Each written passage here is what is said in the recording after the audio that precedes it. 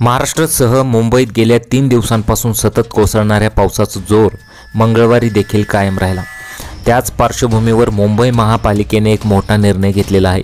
महापालिका क्षेत्रातील सर्व शासकीय निमशासकीय कार्यालय यांना आज म्हणजेच मंगळवारी 19 ऑगस्ट रोजी सुट्टी जाहीर करण्यात आलेली आहे।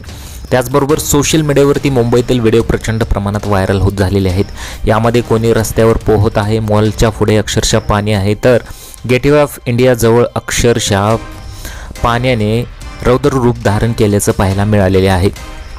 खाजगी कार्यालयांनाही सुट्टी देण्याच्या सूचना महापालिकेने दिलेल्या आहेत।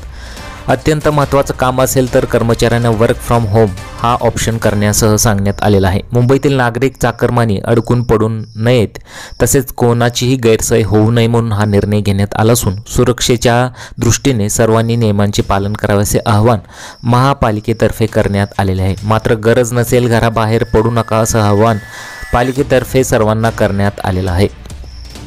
खरं तर मुंबईची ड्रेनेज सिस्टीम खूप बेकार ड्रेनेज सिस्टीम आहे। या अगोदर सुद्धा मुंबईमध्ये भयानक स्वरूपाचा पाऊस पडला होता, परंतु चुका सुधारायच्या सोडून ड्रेनेज सिस्टीममध्ये सुधारणा केलेली नाही, त्यामुळे अनेक लोकांचे हाल झालेले पाहायला तुम्हाला मिळतील।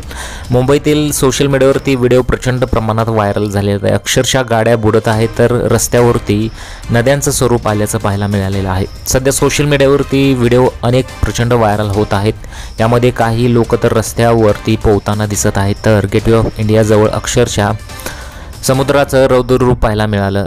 मोठमोठ्या लाटा सुद्धा दिसून आल्या आहेत। सध्या सोशल मीडियावरती मुंबईतील काही व्हिडिओ प्रचंड प्रमाणात व्हायरल होत आहेत।